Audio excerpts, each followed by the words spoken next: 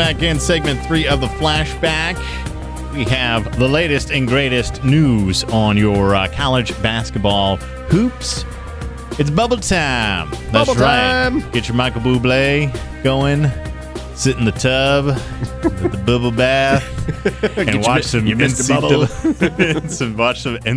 basketball. That's how I watch Selection Sunday. It's therapeutic. It's relaxing. I take a bubble bath with the Michael Bublé, and I would just watch Selection Sunday. You could drink some Bubble Up. Yeah. Do they still make Bubble Up, or is that like in the Bubble specialty? Up. Yeah, you remember it was like a 7-Up kind of. I don't remember Mellow Bubble Yellow. Up. No, I guess I'm showing my age. I remember Volt. Was it Volt? The one that had like Jolt Cola? Yeah, twice the caffeine, twice the sugar. Sure. No, I believe there's Bubble Up. It was like a 7-Up ish drink. All right. Well, now you can go seek it out to go with your bubble bath. I will. All right. All right. Bubble bath and bubble time. Here it is. NCAA. We also have, speaking of bubbles, our newest segment. I'm going to break you in on a little secret. This new segment, it's all about beer. Oh, bubbly. That's right. You know what? That's what we do. We like to drink beer and watch sports. So we're going to keep you up to date on the latest beer news, what's happening, or beer-related useless information. Who's on the beer bubble is what you're saying. Yeah. Well, we're going to find out. Yes. All right. I can't wait. Today's segment, we're going to be breaking down some of the top places to grab some beers and how they rank them. Nice. Beer and dur. Okay, so Bubble Watch, let's get right into it. NCAA March Madness coming up. A lot of teams still trying to work their way in, and things are getting a little bit clearer on the picture as far as what teams are not on that Bubble Watch. UCLA was one of those teams that just kind of flew out in the Pac-12 and said, we're not really here to do this thing anymore. And then, we kind of want to go. Yeah, and then on the other side of it, you have Oregon, who pushed through and is probably going to be they're the number 2 team in the conference right now. Number 2 team in the Pac-12. Yeah. Tied, but they have the tiebreaker over Utah by virtue of beating them. So great job there. And Joseph ended up being named Player of the Year for the Pac-12. Dana Altman, Coach of the Year in the Pac-12. Good time to be a Duck. Over in the SEC, some teams also making some progress and some pushes. We saw Arkansas finally getting into the top 25 after some much-deserved mediocrity wins. I don't know if you can necessarily start ranking a team when they are beating games and winning games that they're supposed to be winning. Yeah, they beat up on a lot of tomato cans. Yeah, I understand putting them in the top 25, yes, but they got up to 18 before losing their final game. Wow. I don't know if there was competition to push them that high. Yeah. That being said, Murray State also got into the top 25, but they fell. They did. And may now be in danger of not making the tournament at all. They are on that proverbial bubble that we just talked about. Yeah. So let's talk about some of the teams that have already cracked the bubble and gotten their automatic bins by virtue of the tournament. Yes, we've got out of the Atlantic Sun, the North Florida Ospreys at 23-11 have clinched. I'm going to stop you right there. Okay, please do. Because I hear Buffalo Wild Wings all around the Portland area going crazy right now over the Ospreys. Seriously, what were the odds that commercial comes out with the Ospreys and the stealing the wings, and then the Ospreys finally make it into It was fortuitous. It was foreshadowing. It was, who knew? It's going to be a lot of YouTubing. All right. Where do we leave off there? Going on to another great named team out of the Big South, the Coastal Carolina Chanticleers. Yeah, the Chanticleers. There's another name where you don't see a lot of jerseys with Chanticleers. What is a Chanticleer anyway? I have no idea. All right. It's like I don't know. I can't even venture a guess. I'm so tongue-tied right now. Is it someone who cleans chandeliers? It could be, yeah. I'm a Chanticleaner, so let's go to Chanticleer. Don't be. That's ignorant. Maybe it's ignorant. Maybe it is. Maybe it's a product to clean your chandelier. Chanticleer. I'm going to look it up. All right. We're going to find out. What else we Out have? of the Colonial Conference, we've got the Northeastern Huskies, who just punched their ticket by beating William and Mary. Out of Missouri Valley, the Northern Iowa Panthers beat Illinois State to take that conference. And the Belmont Bruins have punched their ticket by winning the Ohio Valley Conference at a record of 22-10. And finally, last but not least, the Southern Conference, the Wofford Terriers. Yeah. The Mighty Terriers have punched their ticket, beating Furman. That's 2 years in a row for the Terriers. That is. Belmont was the team that upset Murray State. Correct. 88-87. And then we had Northern Iowa, almost a similar situation. This is a tough thing with these mid majors. We looked at the top 25 a couple weeks ago, and we really kind of said over the last few years we're really happy about a lot of the parity that's going on. We're seeing more mid-majors in the top 25, more mid-majors being competitive. We see them taking their teams further and further in the NCAA tournaments. But what that means is that there's actually less talent at some of the bigger conferences. That's a very accurate way to say it, yes. And I'm okay with that. I am too. But when it comes to selection time and these smaller schools getting their tournaments, if they have one or two teams that are very good, you've got Wichita State and Northern Iowa. So those two teams, one of them doesn't, go through the map and chart through the map like it was supposed to be. It was supposed to be Northern Iowa and Wichita State in the final, right? Right, exactly. Then we end up getting Northern Illinois State. Illinois State and Northern Iowa, exactly, yeah. And we almost had Illinois State. At one point in that game, they had a 14-point lead. Yeah. That would have really thrown a monkey wrench into the they proceedings. Won. That conference deserves two teams out of there, for sure. But you're right. If Illinois State had pulled off the upset over Northern Iowa, then is Northern Iowa or Wichita State on the outside looking in? You're right. And who ends up getting the lost bid? Yeah, I don't know. A bigger conference school with a mediocre record who gets knocked out in the first or second round. Yep. Where one of these teams, they actually have all that hard work and the good coaching, and they finally get the chemistry together, and they have to suffer because they lost 3 games in a year and one happened to be in the conference tournament. Yeah. I think it's suffering from the same problems that it normally does, and you're fighting name recognition teams versus the changing landscape that you just alluded to, that all the mid-majors and stuff are constantly improving. The upside is I think people are getting more used to the idea of these mid-majors being better and producing better competition, but it's a slow change, and people still default to the big-name teams, even though from the big-name conferences, even though they're not quite what they used to be. And I don't know if it seems like more teams or more people that I talk with in the sports world in general understand that, but that's not to say that the selection committee does. Yeah. And the selection committee, it's really ultimately up to them. Now, a Chanticleer it's a name given to a rooster, especially in fairy tales. So this is fitting. The big dance. Take off your glass slipper and head on in there, Chanticleers. Chanticleer. Chanticleers. Chanticleers. Excuse me. Chanticleer. Yeah, I keep saying chandelier. Chantelier. Chanticleers. So a Chanticleer, it's a rooster. Bark it up. Okay. You know what? You just learned something. I did. Speaking of birds, a lot of birds going on. Temple Owls seem to be a team that people say still have an outside chance to get in. I don't see that as far as the work-to-do teams. Because when it comes to the work-to-do teams, they're getting in position right now where they're running out of available work to do. Yeah, you're getting down to where everybody's in their conference tournaments for the most part. I think almost all the regular tournaments, or the regular conference play is just about over. And Temple, I'm with you. I don't know if they've done enough. They've got a good RPI sitting there at 34. Their strength of schedule is okay, 68. But they don't really have that marquee win that puts them over the top. A lot of people are saying Cincinnati out of that conference can still get in, along with obviously SMU, who won the regular season tourney. So I'm okay with those. Cincinnati, I'm not really sure. I'd say they're on the fence right now as well. Yeah. Some of the other teams going on, BYU, that's a top team who has some good wins. Beat Gonzaga a little bit earlier. They're 24-4, second in the WCC. Is that a team that necessarily has to win the WCC to get in, or is that a team that's on the edge and can still work their way in? It's another toughie to think about. It is. Yeah, the BYU's got a pretty low strength of schedule. They're only sitting there at 85, so they haven't played a murderer's row. But with 24 wins, that's pretty hard to ignore too. So they're the definition of a bubble team. The only other one really on the outside that I can see doing any damage that could possibly get in there, but they have a really tough. They would really need a lot of help even in their own conference tournament, which is very tough. ACC team is Miami. And they're 20-11. Once you get that double-digit loss number, it just doesn't look good on paper visually, and so you really have to have some solid wins, I think. And I don't see enough in Miami, to be honest with you. Well, and they've had opportunities. Duke win, but Yeah, that seems more like a fluke looking back on it. But yeah, that's their one marquee win, January 13th, and it was at Duke. But beyond that, and they've had opportunities. Playing in the ACC, you've got lots of opportunities for marquee wins. And to only have one, that to me tells me everything I need to know. All right, well, on the fence, there's a little bit closer of some teams there that are really kind of edging things out.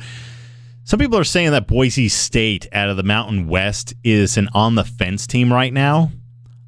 I have them as an in. I can't see any way in which you don't include this Boise State team. The way their program has come along over the years, they're 24-7 now, 14-4. They beat a San Diego ranked team. Right. I don't know why actually Boise State isn't in the top 25. To be honest with you, maybe it's that RPI situation. But overall, this is a team that should be in the dance, if you ask me. I don't think they need to win more than 2 games in their conference tourney. I can't imagine they would. I mean, the tournament selection committee's done crazier things, but I'm there right. If I was on the committee, I'm with you. I would have Boise State in right now. I think they've done enough in their conference to warrant an invitation. Another edge team, SEC, has a lot of edge teams this year because of a lot of mediocrity. Because it's Kentucky and everybody else, really. 2 of those teams sitting just about the same. One's in 4th place, one's in 6th place. They're both 11-7 in the SEC. What happened to the 5th place team? Are they also in there? But nobody's sure.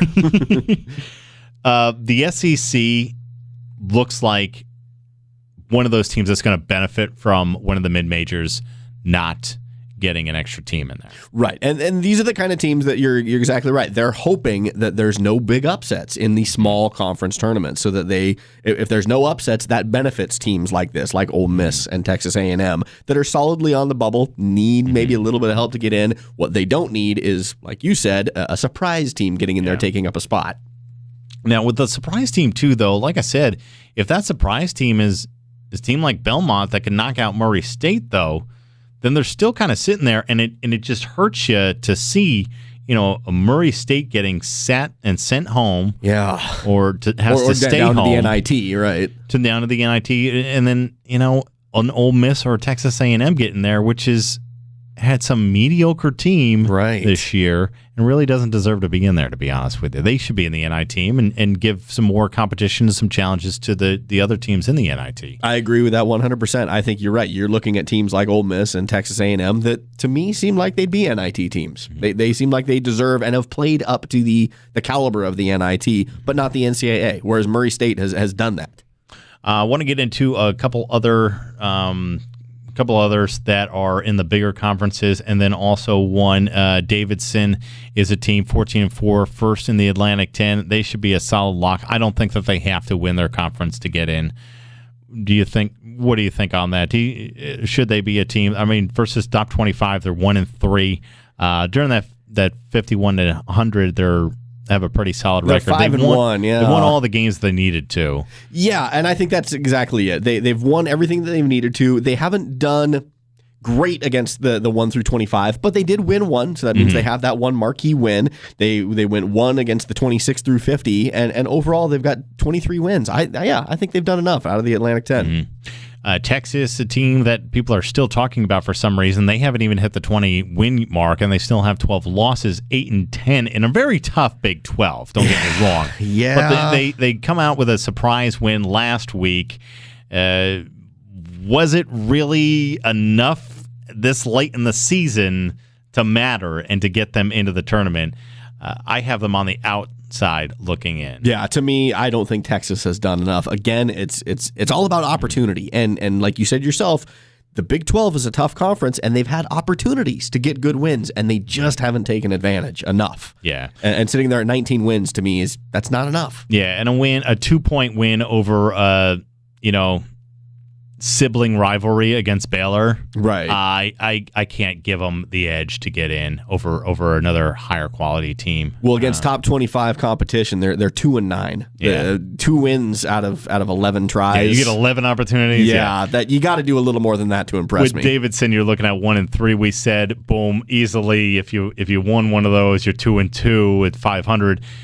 2-9 is a completely different story. Yeah, and that's exactly it. Is if you're into the whole extrapolation thing, if you extrapolate Davidson's out, they get their second win out of 6 tries, and I think two of the more interesting for me are out of this Big Ten. I think the Big Ten is really getting ignored a lot this season. I think it's one of the toughest conferences, and I think that we're going to see that once the tournament starts, how good this conference is. Yeah.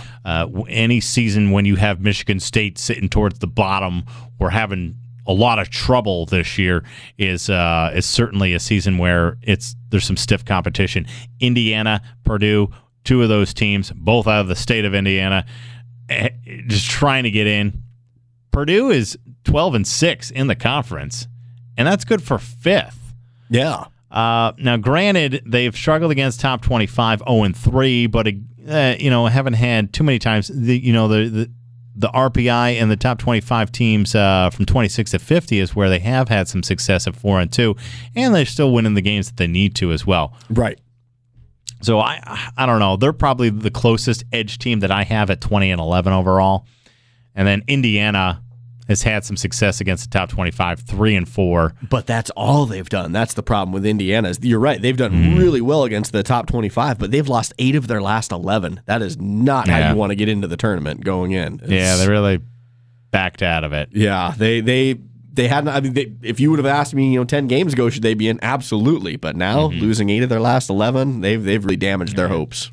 All right, well, let's talk about Kentucky real quick. We kind of bashed on the SEC, but I do want to talk about Kentucky just real quick, how good of a team that they are as far as getting through that season. Any thoughts on does that mean anything extra, the undefeated regular season anymore? I think it absolutely does. I think it is still the mark of a fantastic. I mean, you have to be an incredibly well put together team.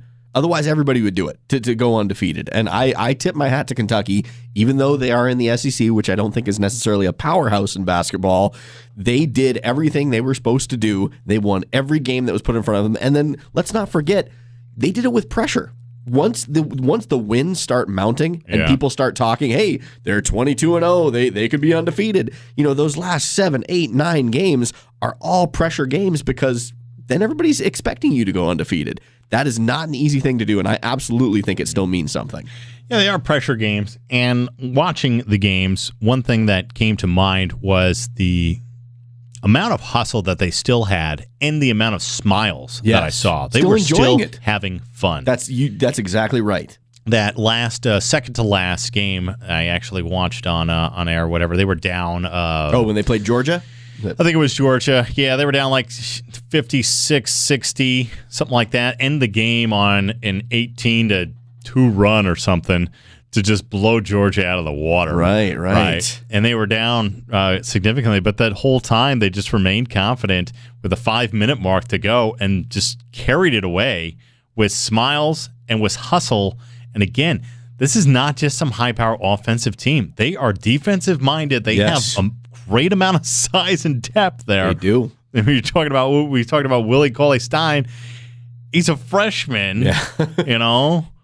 Well, and not only that, but they racked up some early impressive wins too. Like I was saying, their conference was not the best, but at the same time, they played Kansas in the preseason, beat them. They played North Carolina in the preseason, beat them, and they played Louisville in the preseason. We're talking, that's 3 top 10 teams right there. Well, actually, North Carolina is not, but still, they're a top 25 team. Oh, no, yeah, North Carolina, yeah. Oh, yeah, top 25. And they were right around the top 13, or top 10 when they played them as well. So they've got some quality wins in the preseason, so let's just not forget that either, that Kentucky has earned every win that they've gotten. Absolutely. And that's usually when you see the losses for Kentucky as far as the Calipari teams is because his teams are still, one, getting out of the hospital from being born, and 2, they haven't gotten their papers yet and their shots.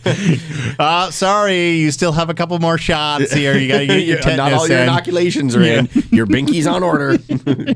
But that's when you see the losses for them. So now that they made it through that time against the toughest stuff and undefeated, there is something to be said for that. So congrats to them. We got to get moving along here on our last bit, but we have a new feature we want to get into real quick. It is Beer Me. That's the way to end any session for a little Beer Me. We're going to talk about the latest beer tech talk or news just happening, some stupid stories that maybe took place. One thing that has taken place recently, Thrillist.com has listed the top 13 beer countries in the world. I think you might be surprised at the number 1. Maybe not. Maybe so. Okay. Well, there's a lot of great places making beer these days. There's a couple of the surprises in there. I want to start. We'll just go through the list quickly. Some countries we don't want to spend as much time on because we don't like them. But other countries we may find a little bit more focus. And we'll get to where our favorites are, what our favorite beers are. So number 13, they had the old traditional Ireland coming in there, which is the Irish. That's one of my favorite beers there. Solid. You have the Guinness. I can drink St. the James Guinness. Gate, yeah. And you get the what is it? They call it the blonde. The Guinness blonde lager. That they're doing? Well, Is that what you we're mix the harp and the Guinness together. Oh, like the black and tan. Yeah, black and tan. That's what I'm trying to think of.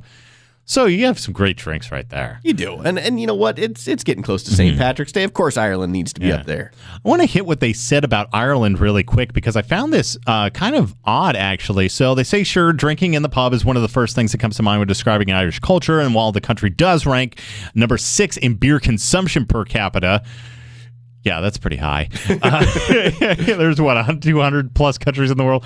Ireland's brewery explosion is a recent development. So, yeah, less than a decade ago, just 5 breweries controlled the market. Today, that number is 50. So that just tells you right there the explosion. But I'm still one of the old ones. I like the Guinness when it comes to Ireland. Nice they've got some competition, though, because competition makes everybody better. That's true.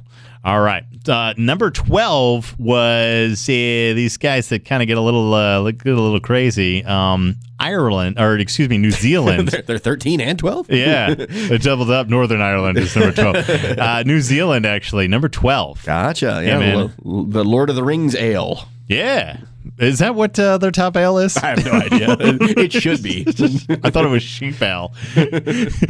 For a country that just hangs around with sheep all day. I mean, there's more sheep in New Zealand than there are people. Well, those sheep like their beer. Yeah, that's true. You got to do something when you're watching the sheep. Number 11 was Sweden. This is one where it's an interesting situation. Sweden's beer culture has begun to explode in spite of itself. Local laws prohibit the sale of retail beer above 3.5. Oh, so yeah. So here, enjoy your Coors Light, everybody. Exactly.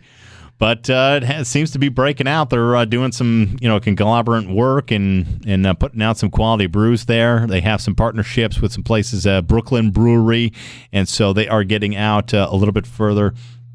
And also with that, one of the most diverse lists out there in the world, I guess. So way to go, Sweden. Hey. It's one of those countries I think more hard alcohol with Sweden, Norway, and the Lappish people. Yeah, you got to get something to get through those cold winter nights, warm your gut up.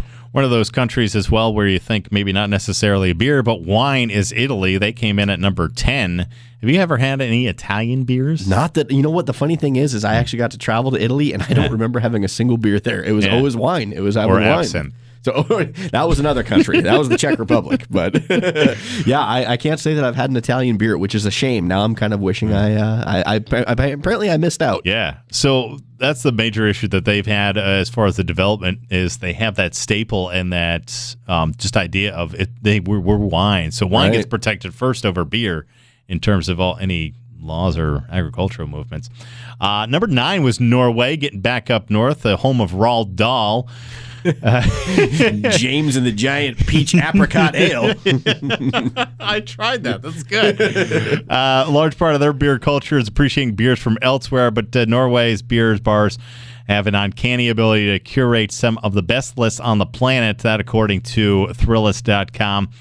Rate the beer included the Filja Bragera. I can't even say half of these names. It sounds delicious. Yeah. So they're at number 9. If you're ever over there, check them out. Best new breweries in the world. And again, go to Thrillist.com for a complete list, and they'll give you the links and everything. Number 8 was the Netherlands. Makes sense. Which is, they are one of those Amstel, places. Sure, yeah.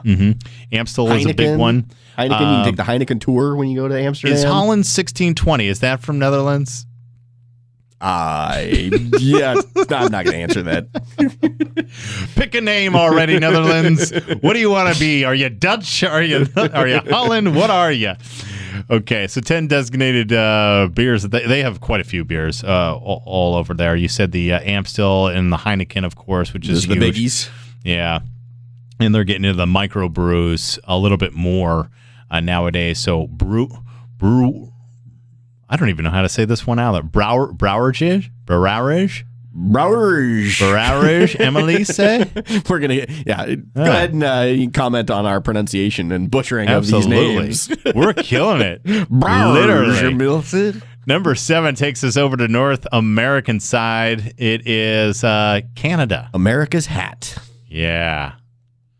I've been capped a couple of times by some Canadian beers. Let me tell you, they are America's hat. One of my favorites is Kokanee out of British Columbia. Oh, sure, okay, fairly close. You can find it here and there, and then Labatt's, they have that as well. But really, the microbrews, I haven't seen any microbrews out of Canada necessarily. Have you had some microbrews out of Canada? I have not, but I've heard they're getting bigger. Like you said, it's always been the pale lagers that you just talked about, the Kokanees and all those guys. But the microbrews apparently are getting pretty good up there. Yeah, and you always have your Molson. And you always got your Molson. Molson in Canada. Number 6 was Japan. Japan came in at number 6, also making the list. In at number 5, Denmark. Copenhagen. All those Scandinavians, Sweden, Norway, Denmark. That's a rich area, that Rhine country and up to the North Sea there. And then, of course, number 4, right below Denmark, and probably one of the biggest beer countries that we think of course, Germany, with so many. Yeah. Interesting stuff on the Germany one. I kind of want to read this one just because they have a deep, rich history, but Germany ranks in the top 5 in countries in the world of volume of beer production and ranks number 3 for beer consumption per capita.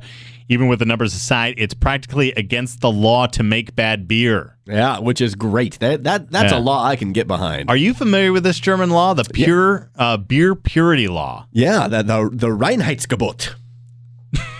Yeah. That's what it is. Absolutely. See? There we go. We don't mispronounce everything. No, just a few things. Just most things.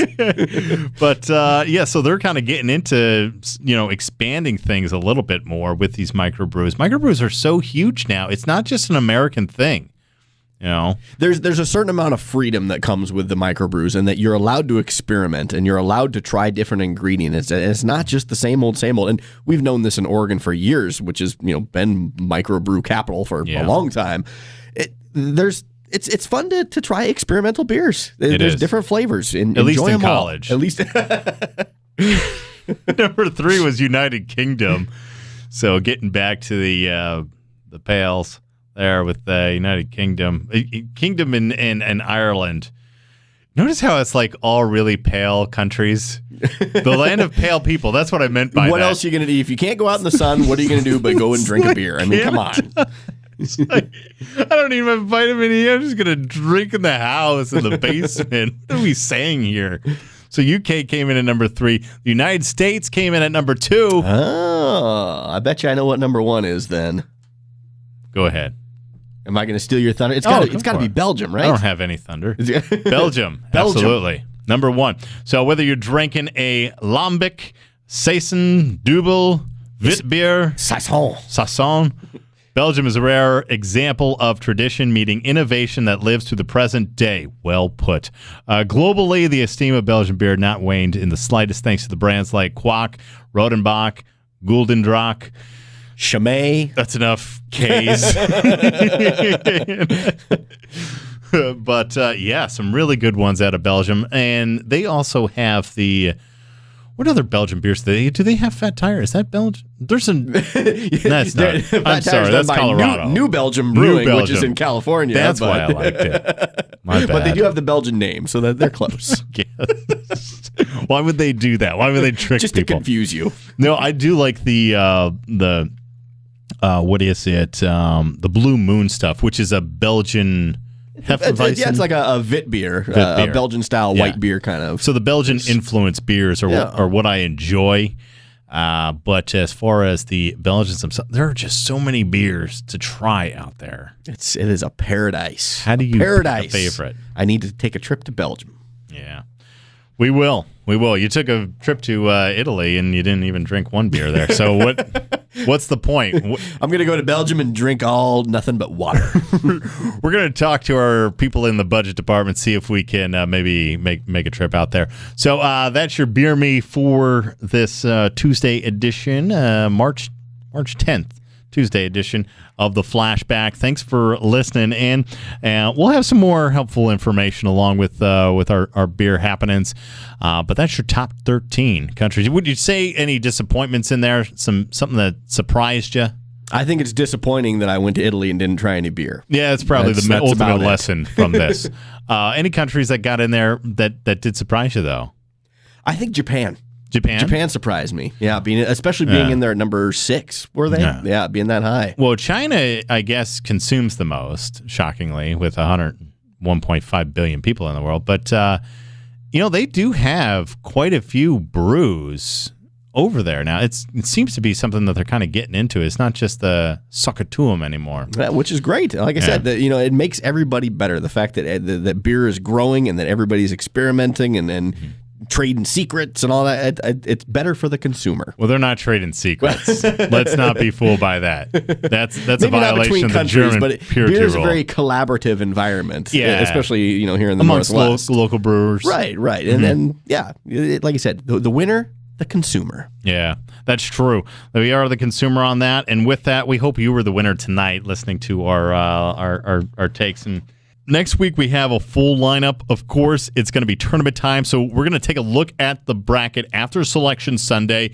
give you our picks, which, of course, are the right picks, so just plug them into all the ESPN bracketology games and things that you're going to be participating in, the Yahoos and stuff. And then make sure you mark your little box that says you're going to share the proceeds of your winnings with us. And if you lose, we are not held responsible. We do need to run that disclaimer as well. So we have tournament time coming up next week. Be sure to join us for that discussion, as well as getting into the official start of the 2015 NFL season. So we'll see what actually did transpire, what some of those trades and potential signings. Maybe some of them do fall through. I know Ndamukong Suh was supposed to meet with the Raiders this week, so it may not be all final term. You never with know the until it's official. We'll find out when it gets to it. Plus, we're getting closer to baseball. We'll have that, the headlines, and a whole lot more. Thanks for joining us here on the Flashback. Have a great one.